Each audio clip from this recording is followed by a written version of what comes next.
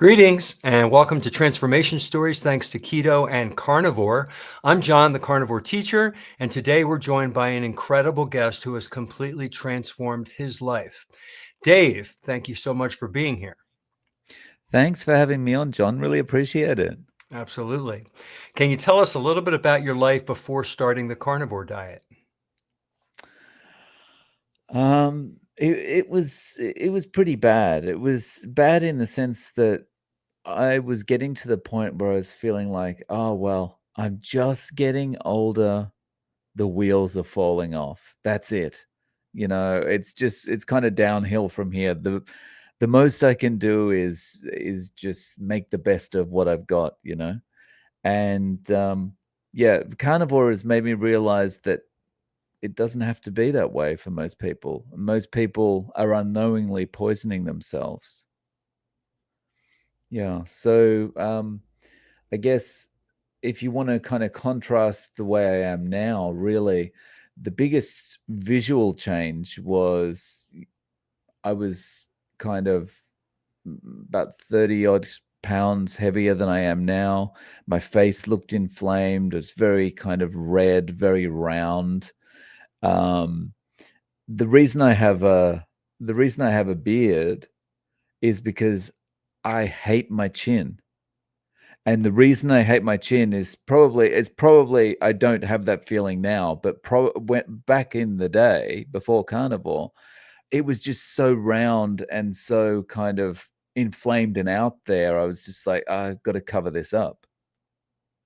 Interesting. So you haven't shaved it since you had the round face? I've shaved it off once, and I was like, I'm not sure. I think having it gives me a little bit of a feeling. It feels a little bit more, I guess, mature or something. Uh, Yeah. okay. I kind of like mine too. Mm. I think because I'm bald. I've been bald Well, since my 20s. It balances me out. I think because I'm, my hair's not doing the best it's ever done. So I think it's like you feel like, well, I can control this. Right, right. This grows well for me too. So we bald guys get each other. Mm. Can you tell me? I've heard your story before, but I'd love to hear it again. Some of the things that you experienced. I know you had a stroke. Am I right? Yeah. So And I can you I go had a there? stroke. Yeah, sure. So it's a very long time ago. Like, I guess this year will probably be like 32 years since it happened. Or 30, no, this year will be 33 years since it happened. So going back, I was 17 years old and went to bed on a Sunday night, 10:30, getting ready for work the next day. And when I woke up the next morning, I was like, oh, I feel a bit weird. And overnight, I'd had a hemorrhagic stroke. I'd had an aneurysm I didn't know about on the basilar artery of my in my head, and it just burst overnight, and blood started rushing into my head, and that caused a stroke. And fortunately, it clotted very quickly, and that's what enabled me to wake up. And yeah, I got up, went to work, just thought, oh, I've got a virus or something. Went to work, but an hour or two into the day, I was just like, oh no, something's wrong. And I had this kind of feeling of doom and realized I need to get home. And yeah, after that, after seeing a couple of doctors, getting admitted to the hospital, they told me, you've got an aneurysm that burst. And yeah, so that's what happened there. But fast forward 30 years, um, I had been putting up with a limp, weaker right side, slower reaction time on my right side, things like that. For those 30 years, you get improvements after the stroke for about 6 months to a year, but then it's kind of frozen in time. Nothing happens after that. And then, to my surprise, completely like this was not a planned thing. Going carnivore made me realize, oh, things are improving. So my limp was less pronounced. It's always going to be with me, but it's less pronounced. My balance is better. Um, I've got a bit more strength in my right side. Reaction times are a bit better, things like that. So just going carnivore and having more saturated fat in my diet, which, I mean, my diet was pretty much saturated fat free prior to this. It was fructose heavy before. But yeah, now being saturated fat, kind of predominant diet, and more protein probably, things were improving. That's amazing. So the ketones, the fatty acids Mm-mm-mm. help to nourish you and actually heal you, wherever that was in the brain that was controlling the motor, the fine and motor functions in your body. Amazing. Mm.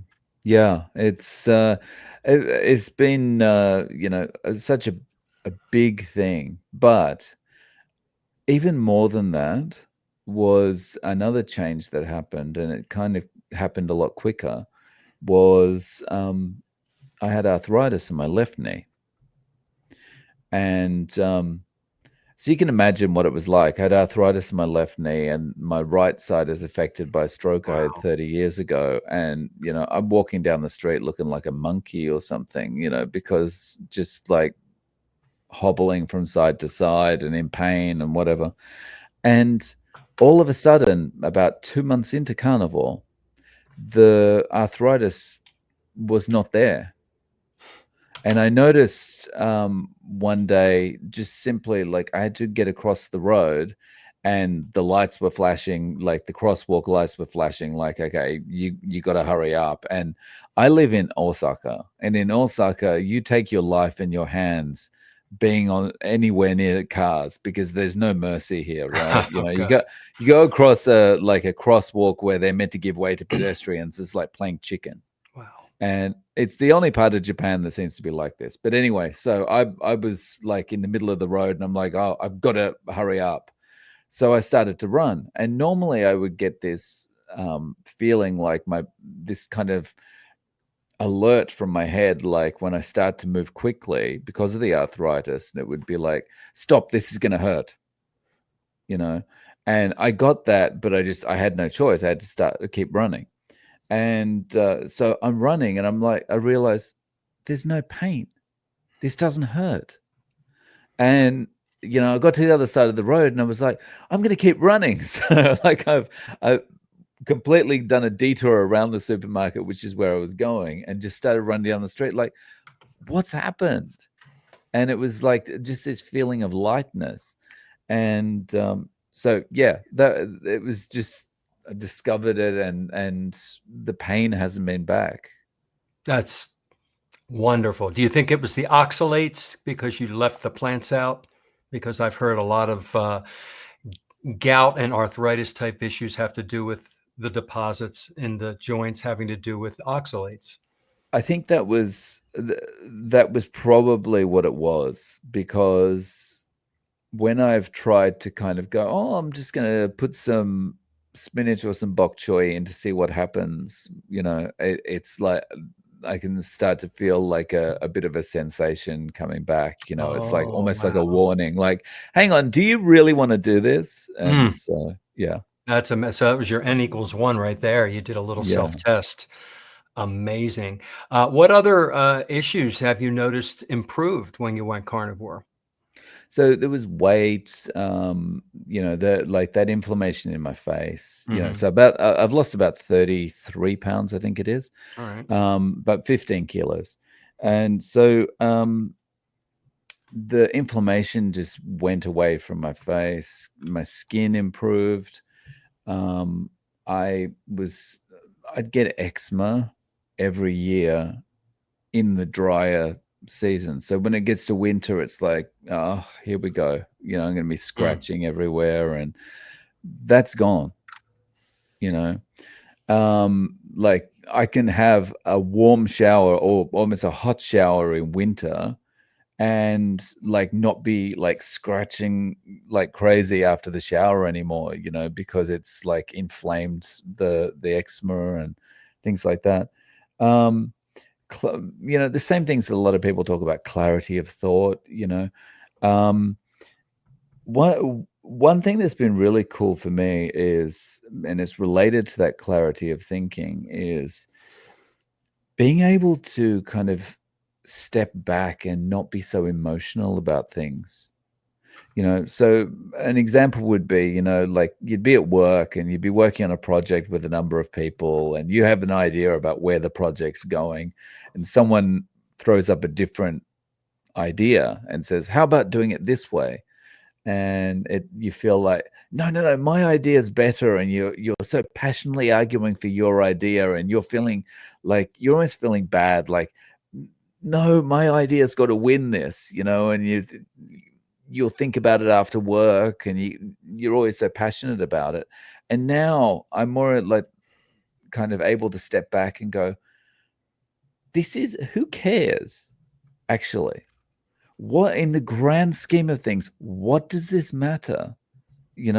Just if their ideas, maybe not as good as my idea, I don't perceive it to be as good as my idea, but it's still a good idea. Who cares? It's not like I'm going to win any awards in the business. It's not like they'll be remembering this time that my idea was marginally more efficient or something. Just who cares? I have experienced a similar feeling, just like a confidence and a calming that, you look at it globally, like in the big picture, is this really that important to get Yeah. so tied up in it? Very interesting. Changing gears a little bit now, if you were to give somebody advice, what tips would you give somebody who was thinking to start the carnivore diet? I would kind of give them feedback as far as from the what I've experienced over the last 2.5 years, and also experience from talking to a lot of people who've done carnivore themselves, or are doing carnivore themselves, is it's going to be difficult for you. You've been messing with your hormones with the food that you've been putting into it for years, for decades. So changing your diet is going to be difficult. But what you need to do is not focus on, I'm going to do this and I'm going to do it for the rest of my life or anything like that. You've got to make a change, and you've got to think, I'm going to just get through one day of doing carnivore, like get through one day of having no carbs in my diet. Because what happens, I think, for a lot of people is, and this would be true for me as well in most cases, when you project out for the long term, what you're doing is setting yourself up for failure. Because when you project out for the long term, what you start to do is have all these self-doubts, and you're always like, yeah, how am I going to do it? Like, because you're still addicted to sugar, right? So it's like, and that addiction is strong. And it's like, you're projecting out to the future, and you think, how am I going to do this? I'm not going to be able to do it when I go to a party. Like, there's going to be all these foods and alcohol and stuff, and there's no way I'm going to be able to turn that down. And then a friend's going to come to me in a week's time and say, hey, you want to come to my place for a dinner party or whatever it is? So you're going to be like, there's going to be so much temptation. There's no way I'm going to be able to do this forever. And so what you do is you end up talking yourself out of it. And so what I would say is focus on one day at a time. Just focus on getting through day one without having any carbohydrate in your diet. And when I said sugar before, one of the important things for people, for newbies to understand, is that when I say sugar, basically I mean carbohydrate, because when you eat carbohydrate, it all becomes sugar at some point. So focus on getting through day one without having any carbs. And all you need to do is get to bed that night without having any carbs that whole day. That's all you need to focus on. Don't think about 90 days. Don't think about a year. Don't think about a lifetime. Just think about day one. Then day two, you're going to wake up. And the first thing that's going to happen is you have two thoughts. I feel better than I did when I woke up yesterday. And the second thing is, I did it. I did it. This is awesome. All right. And so, what those two things are going to do is just notch up your resolve that little bit more. And so, then day two, all you need to do is focus on day two, get through today without having any carbohydrate. And you just continue that process. Don't think about the long term. Continue that process day after day after day, the same as someone getting off alcohol would, day after day after day. And at some point, you're not going to be focused on, I just need to get through today. At some point, you're just going to go, I don't have an emotional connection to sugar anymore. I don't have an emotional connection to bread anymore. I don't need that crunch anymore from that food. And at that point, it's like, okay, well, now I'm carnivore. And at that point, you're not thinking, how am I going to get through a lifetime of this? It's like, how could I ever go back to having sugar? I like that a lot. One Yeah. day at a time. It Mm. works for people with addiction. And to be honest with you, we're addicted to sugar and Mm. carbs, and a lot of us don't want to admit it. And Right. I like what you also said. A lot of people don't know that starch, bread, grain turns into sugar very rapidly in the body. But a lot of people are looking at the sugar number on the package, and that's all they look at. They don't realize the grains and the other starches. Very good points. Right. Um, Talking about alcohol and addiction, did you have any that you noticed it was just easy to stop or end or Y- resolve because of the y- carnivore diet? Yeah. So that was my original reason for starting Oh, was prediabetes and alcohol. mhm. So I had an alcohol problem, and well, I still do have an alcohol problem. That's why I avoid it.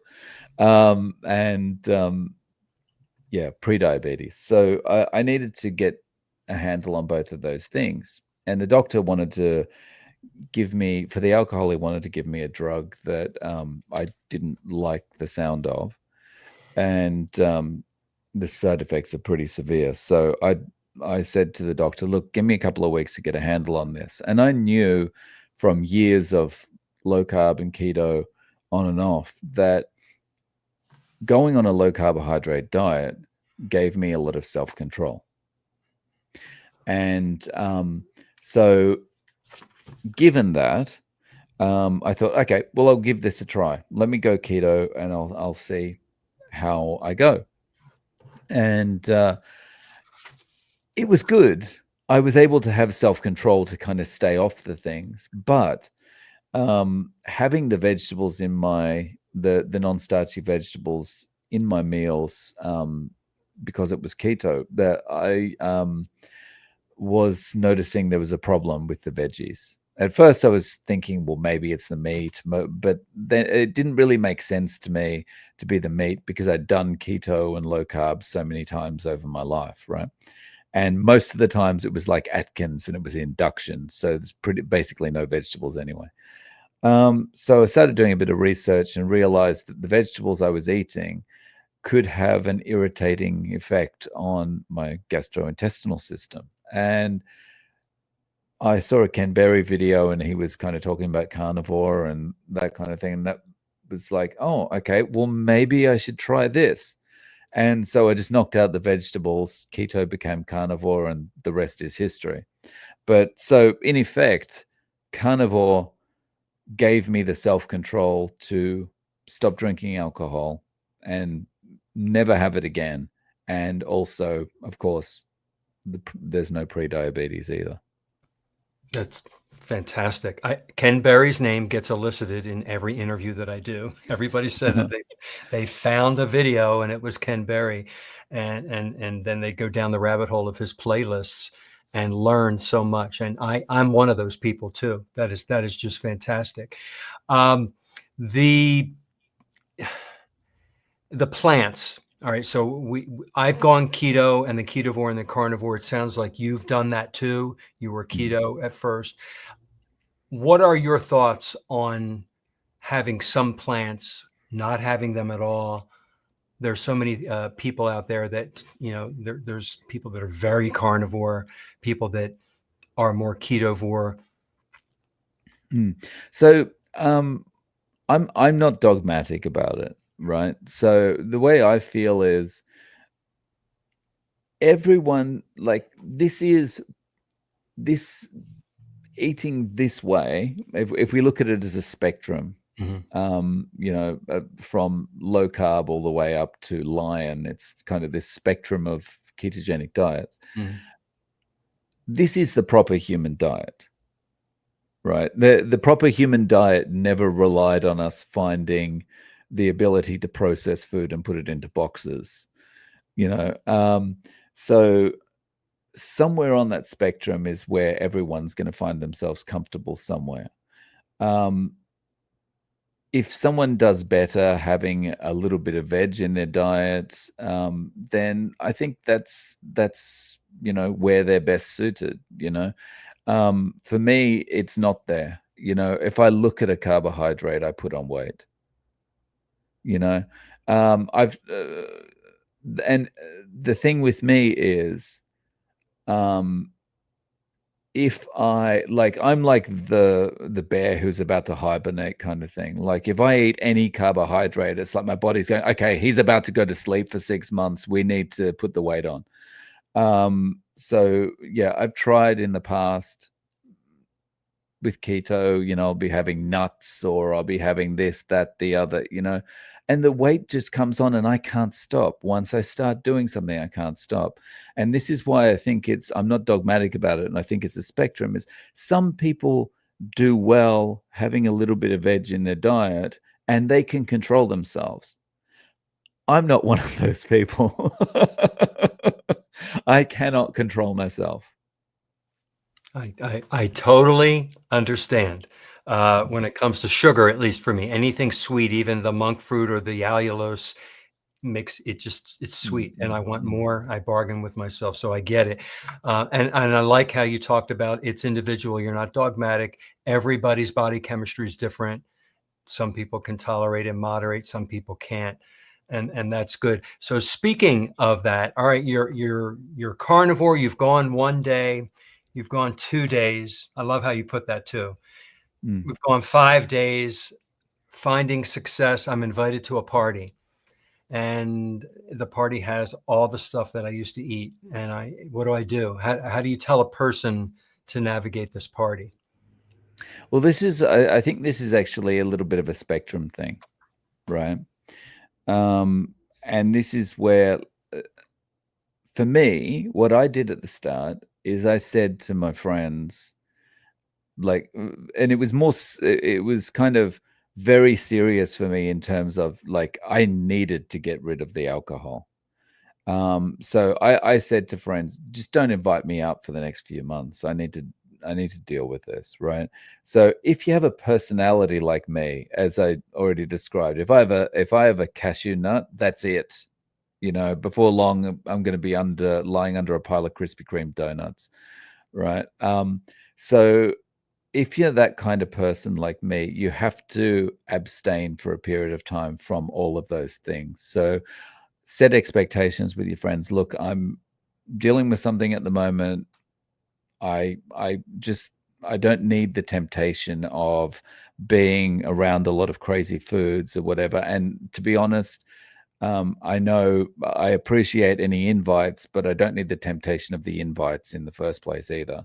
And so if you're that kind of person like me, just avoid that altogether. Set that expectation up. If you're the kind of person who is not necessarily like sees a bit of cake and is like, over at the table, like slamming it down, you're the person that can look at it and go, "Oh, that looks nice, but I need to remember I'm got to stick with this." And you can be tempted, but then back away. Um, I would say the best thing to do is just eat before you go, right? Just like have something. For me, I feel like the higher the amount of fat that you eat, the more satiated you're going to be for longer, and the more kind of, um, you know, the more you're going to be able to be emotionless around that kind of food. And over the time, and this actually happened when I was keto, the the thing that satiated me or made me have this feeling of, hey, suddenly I've got no emotion about this, no emotion about food. And I feel kind of like it was my blood sugar kind of being normal, right, for an extended period of time, I guess. But it was having like 3 or 4 quarter pounder patties from McDonald's because they're like really fatty relative to the other burger patties that you can get there, and just doing that, so if you've got to stop at McDonald's or something on the way, or Wendy's or whatever's near you on the way to the thing you're going to, do that and have some, fatty meat that you're comfortable as not being cooked in vegetable oils. Really good advice. Absolutely. Eat before you go and satiate yourself, make yourself feel full. Mhm. Um, for the person who's there now and they don't have these issues, and the cake is there and the alcohol is there. For me, the cookies, the brownies, the really decadent desserts, that's Mm. my downfall. That's my trigger. Uh, what is your advice for a person who is there? They love parties, they're extroverts, they go, they may even be full. They go full, but they still see the sweets, the dessert type things. How do you stay away from that at a party? I could tell you how I do it, but I'm curious Mm. your advice. How to stay away from sweets at a party? What? Keep your hands full. Okay. Keep your hands full. And have some sparkling water. Sparkling water works really well for me. It works as a good substitute for alcohol, and works. It works just to keep you busy. I think a lot of the problem we have with with food, with sweet food, and with you know the kind of things you would see at a party, uh, that we just get somewhat bored, or we're looking for something to do. You know, it's like, when smokers give up, Mhm. they put on lots of weight because now they don't have a social thing to do with their hands. Makes sense. You know, so keep your hands busy, try and keep focused. If you find yourself like, oh, suddenly the conversation stopped where I was, go and find someone to talk to. Start a conversation with someone. Maybe have a little thing of salt in your bag or your back pocket or whatever that you can because often salt makes you feel satiated, or kind of takes the edge off when you're like, oh, I need to have that thing. You could just like put a little bit on your tongue and that might get you through. That works. I actually bought from Redmond, this a little salt rock. They sell the rocks, and lick it, and it almost takes the place of something sweet in the brain, almost like cross wires. And I was doing that for a while. So when you said that, I thought, yeah, that does work. And Salt. that might be a really good thing to go to a party or an event with as well, because that's a bit of a conversation starter. That too. Right? Good So if you're like, I need something sweet, and you get your rock out and you lick it or whatever, and someone will probably walk up to you and say, what are you doing? right. And it's like, you know, Yeah, get I'm into a licking conversation. like a salt lick. I'm like an animal.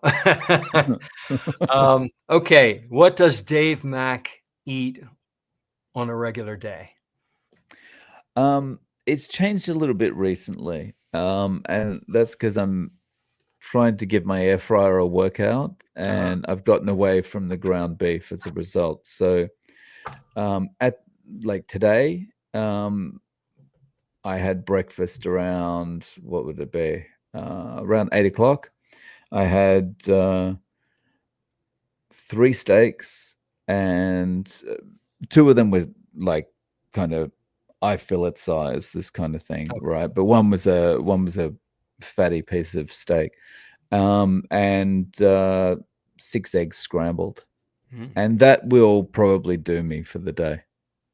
Are you an OMAD Yeah, but eater? typically yes, Typically, yeah. but again, on the kind of not dogmatic thing and whatever, like if I feel hungry at 4 o'clock, I'm gonna have another, I don't know, 4 eggs or something like that, or a little steak or something. Do you eat that way? Have you been eating that way since you started carnivore? I eat when I'm hungry, no matter what the clock says. Or have you Uh, been tied to the clock? Basically, I've been eating that way the whole time. So if I feel hungry, I'm gonna eat something. But my pattern has typically been OMAD and eating that meal about 7 o'clock in the morning, 6 to 7 o'clock in the morning. Okay. So Um, you're a morning OMAD person. yeah, it's just kind of a habit. Like I feel better once I've eaten in the morning, and it's almost like, how if you've got a long to-do list, Hmm. and once you start checking things off your to-do list, you feel better. The more you check off, the better you feel. And it's almost like just having breakfast is a bit of a functional thing like that for me. It's like, okay, check that off. I don't need to worry about it now. I can go about the rest of my day. And not really compared to the way we used to eat, we fixate. If you were like me and like many people, we fixate on when's the next meal, snack, Right. meal, snack, meal, snack. And that is kind of relieving to not have to think about food as much and worry about Mm. food as much and fixate on food as much. Interesting. In Japan, in Osaka, when I was there, they had McDonald's, they had Shakey's, they had these amazing restaurants with the plastic-looking food outside in the Oh, glass yeah. window. Yeah. Do you do sashimi, shabu shabu? Do you indulge in some of the fish? And I don't eat so much fish. I should, because there's iodine and DHA and EPA, all that kind of thing. But I don't eat so much. Um, I can't remember the last time I went to a sushi place, and it's not oh, like I dislike it. I just where I live and work, it's not. They're not in areas where there's okay. good shops around. Um, but Japan's really good for yakiniku, like Korean barbecue restaurants. Mm, So you can go to a restaurant and you can just eat beef. Right. You go to a family restaurant in Japan, you can just eat a steak. You can just eat, like, grill this a sirloin on a little hibachi thing at your table, that kind of. So it's pretty easy to eat here.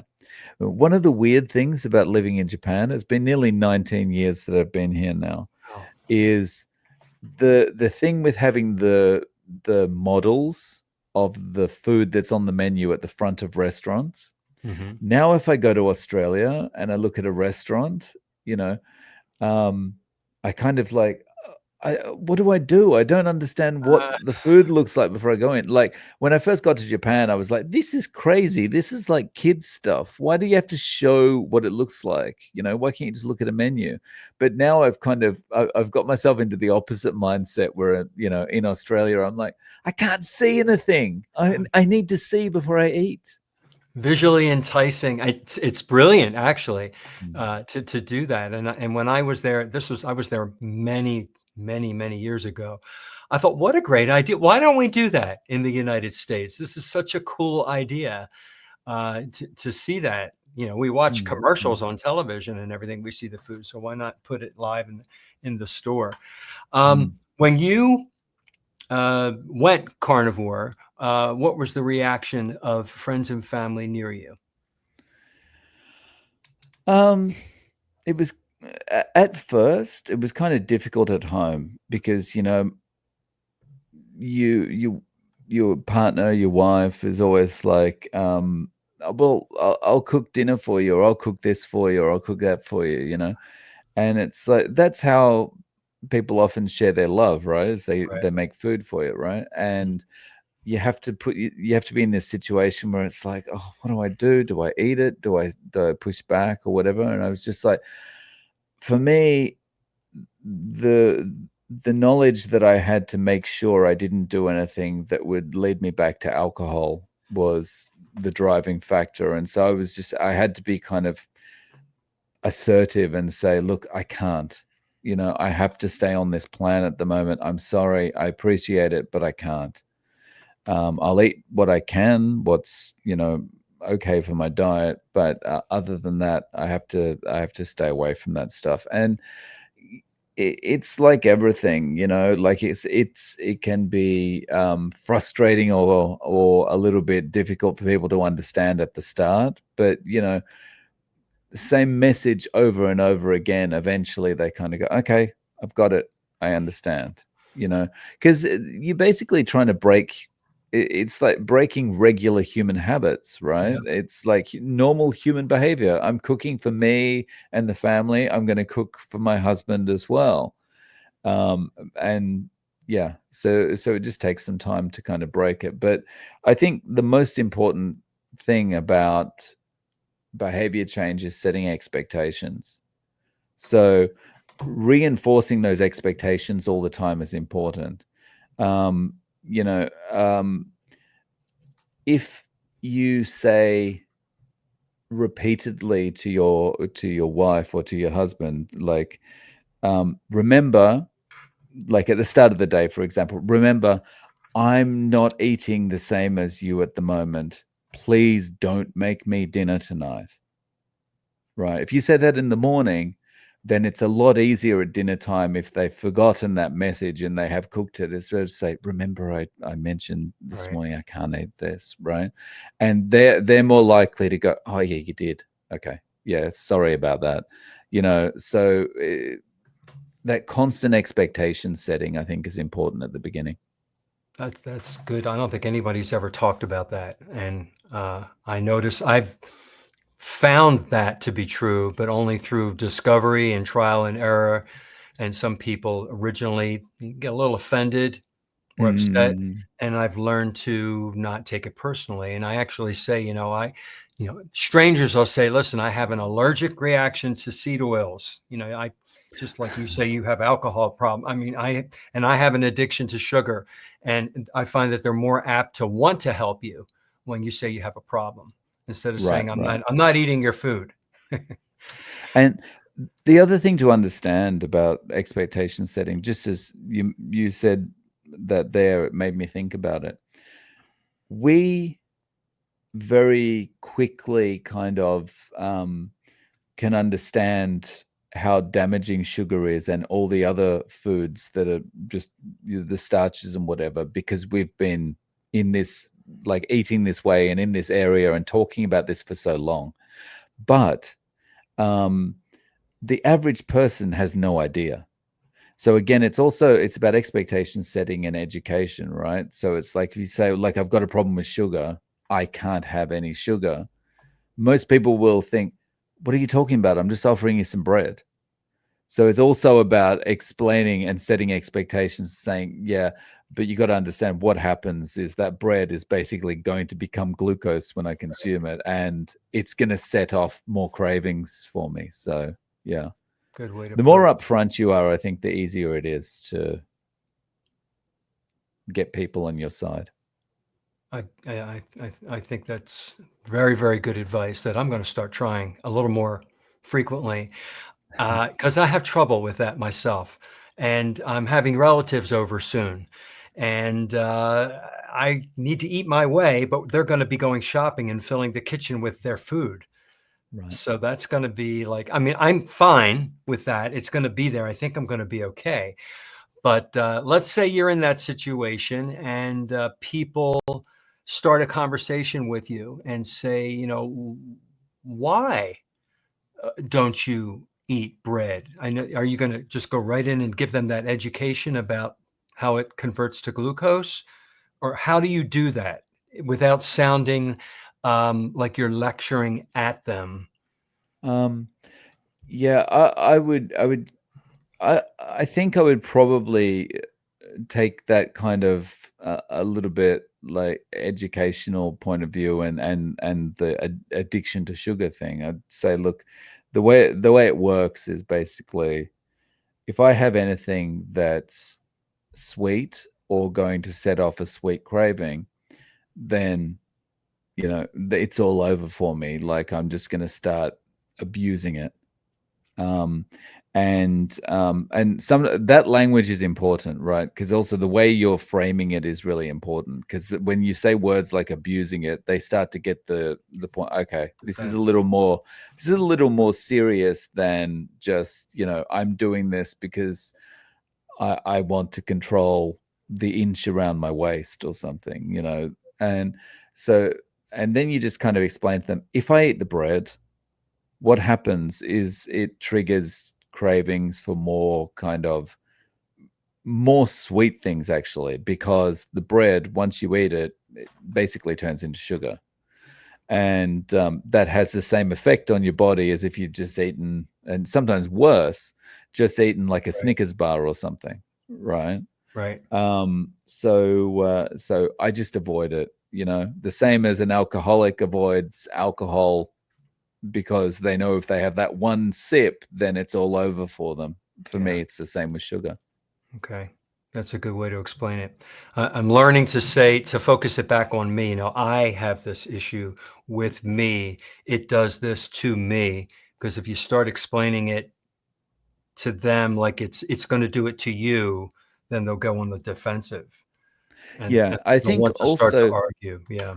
if taking it away from the external appearance factors as well, like a diet, the typical diet kind of factors like weight Mhm. loss and all that kind of thing, that makes it feel less threatening to people as True. well. Because I think a lot of people also feel threatened, like, well, this self-control thing that you like, internally they think, this self-control thing you're doing, I don't like it because it's making me feel bad about my choices. Mm. Right. And so you diffuse that by focusing on, well, what is literally the real reason you're avoiding it is to control addictive behavior.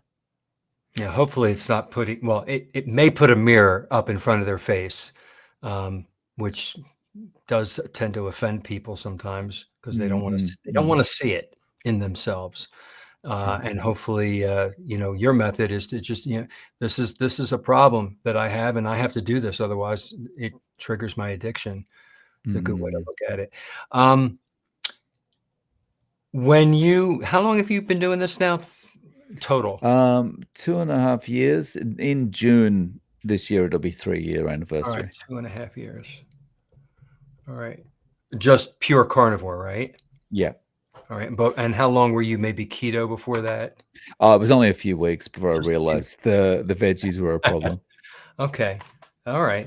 Uh, Community is really important. I notice, for me at least, I feel empowered and strengthened with other people that are similar to my proper human diet. What is your community? What have you found that helps you stay strong? Oh, I mean, really, it's YouTube, it's Twitter, it's like all the communities around there. Like, um, it's first like it. I went to a carnivore conference 3 months ago, and Was that the one being where they showed on the screen all your interviews yeah, yeah, and yeah. they highlighted So, you? Yes. yeah, so Yes. that conference was amazing, to be in the room with 300 other people who just understand you, and they're not saying to you, "You mean you don't eat any veggies?" You know, it was amazing. And that shows you how powerful community is, right? Basically, you don't know anything about everyone else in the room, but everyone's on the same page about the way they're eating. And it's just like you've got an instant connection with all these people. And so that's why I think community is so important, to just give you a feeling of support without even needing to really say all that much. And so it can feel very lonely. And so having a community, whether it's on YouTube, whether it's on Twitter, whether it's on Facebook, whatever it is really, really important, I think. And I think being able to just turn on YouTube and be able to watch videos, whether it be Ken Berry or Sean Baker or yourself, John, or like Carnivore Quest, Homestead How, whoever it is, and just watch people talking about their experiences, or listen to someone talk about an idea that they had that is helping them deal with a craving or whatever it happens to be, is just really powerful. I agree. Certain people pick different things from the same interview Mm. that rings with them internally, and they can relate to that. And it's different for everybody. And that's why I think your interviews are so powerful, because they're so varied, and so many different people with so many unique issues. And and even if it doesn't relate to you, you learn. You're like, oh, I learned about somebody who's an anorexic. I have nothing to do with anorexia, but wow, fascinating.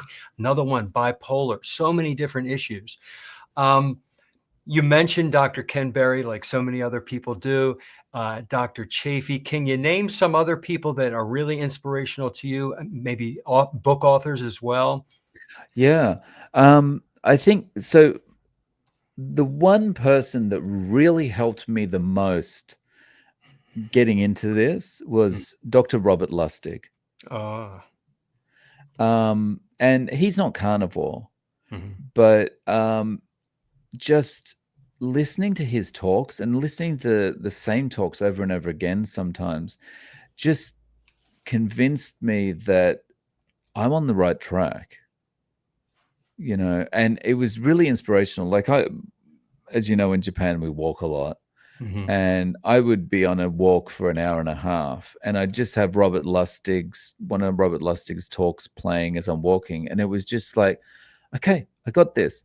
And it was, you by the time you got home, it was like you resolved so much stronger, because you've been listening to someone who's basically been giving you evidence that what you're doing is correct.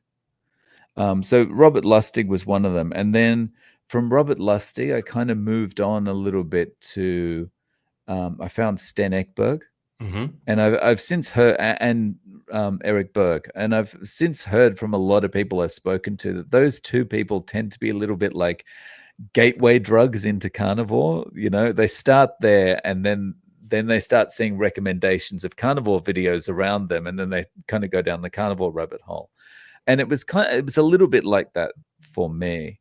And I think, as I was searching, that's why the algorithm was probably more, when I was having the problem with the veggies, that's why the algorithm was probably more prone to throw up a Ken Berry video. Mm. And so, yeah, it started with Robert Lustig, then maybe Eric Berg and Sten Ekberg, and then kind of Ken Berry, Sean Baker, um, from there, and Anthony Chafee. Yeah, I just listened to a Dr. Chafee video this morning, and it just rings bells. I mean, it's like you said, you hear the way it's worded from a professional who's had great success in his life, and he's a doctor, and he's a brain surgeon, and he's real healthy looking, and it confirms, okay, I am doing the right thing.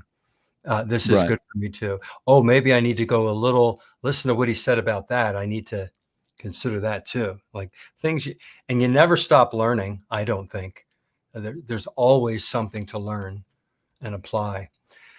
What else would you like to say before we conclude this evening? What maybe that's something that we may have left out, a topic or a thought that you'd like to share with the audience?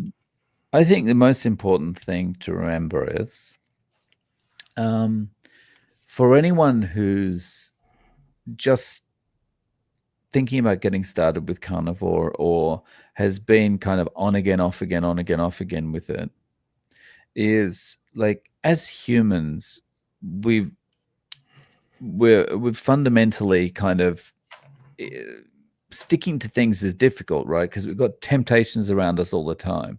And when we think about ultra processed food, I mean, it's literally designed to get us to eat more of it, right? Those nutrition scientists, or those scientists they've got working on the food, are not there trying to put as much nutrition into the food as possible for us. They're there to get us to eat more of it. That's their purpose. So if you're getting started and you find yourself, you know, you fall off the wagon, or if you're in a state where you're on again, off again because you keep falling off the wagon, it's okay. You're normal, right? It doesn't mean you're a failure. It just means you're normal, right? Um, and so the most important message I've got for you, if you're in that position, is just as quickly as you can, get back on, right? It's like everything, like you hear someone succeeds, they create this business, and you're like, that's amazing. They just had this massive overnight success with their business. But you don't know about the decade of failures, Right. constant failures that they had before that, right? And it's the Mhm. same with diet. You look at someone who's doing really well on carnivore, you don't know how long it took them to get to that point, you know?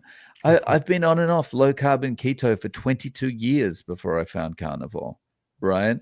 Though, that's me falling off the wagon multiple times. Right. So you will get there, but you've just got to keep going. You've got to keep trying, right? If you just go, it's all too difficult, then that's the point where, I mean, you're admitting failure, right? Or Mhm. you're giving up. But if you just had a digression, doesn't matter. Just get back on. Don't beat yourself up about it. All right. One more question before we end. It just popped into my head. You have a large following. You're huge, and you have a lot of amazing interviews. How did that all start? How did you start YouTube and finding these amazing people to tell their stories? It started a little bit differently to a lot of people in the carnivore space on YouTube. And as far as a lot of people start their YouTube channel for accountability, Mhm. right? I didn't. I'd been carnivore for about 4 months before I started my channel. And it was just realizing, hey, the arthritis is gone. Things are improving, so I don't have these stroke symptoms as strongly anymore. My head's clearer. I'm thinking better. Skin's better. Blah blah blah blah blah. And I'm losing weight to boot. And so I just went, I've got to talk about this. I've got to get the word out there. And so I just decided to make the channel to talk about it a little bit. And I thought, I'll get 10 people watching my videos. Most of them will be pity views from family and friends or whatever. And just it started taking off. And I made a video one time about the fact I'd had the stroke and how it was helping me with that. And what motivated me from that point to keep going was the comments I received. And it was like all these people going, hey, yeah, that was my wife as well. She had a stroke and she's been carnivore for 6 months and she's improving much faster now too. And blah, blah, blah. All these comments like that. And I was like, okay, I've got to keep talking about this. And then Sean Baker put out a video just briefly talking about the fact that I'd had a stroke and had been improving. And I was like, okay, so people are talking about it now. I need to keep going. And then I thought, well, I'd done a few interviews and I was thinking, well, I mean, my stroke story is something that's very specific to me and a subset of people. And I wanted to kind of make sure that I was covering, something that everyone can relate to. And Mhm. so that's when I started talking, kind of going out there and just saying, I want everyone to come on and tell me their stories. It doesn't matter what it is. Okay. Because, if it's just me about my stroke, not everyone can relate to that. If it's Mhm. just the one person that lost 1,000,000 pounds in 5 minutes, not everyone can relate to that because most people are going to be watching that going, yeah, that's nice, but it's not going to happen for me because I've already tried every diet out there. So if there's a variety of stories, then there's something that everyone can relate to. Wow, that's and actually great success because the stories are amazing and they're so unique and individual and relatable. Fantastic. Where can we find you on? Um, People can find me on YouTube. The channel name is No Carb Life, or they can search on the handle, which is at Zero Carb. At Zero Carb. All right. And can we just type in Dave Mack and find you on Facebook and Twitter and all those other places, or? Yeah, on Facebook, yeah, I'll probably come up. I've got a group on Facebook as well, that Oh, people can find. Just I link to it in all my videos. And I think it's my Twitter handle is real Dave Mack, real Dave Mack. because Dave Mack was taken. Who's the other Dave Mack? This has been fantastic. I thank you so much for sharing your story. Uh, since you have shared so many other stories, it's great to hear from you, and I really appreciate your time. Thank you so much for having me on, John. It was great to come back on and catch up. You are welcome. Can you stay on for a minute after I end? Cheers. Okay.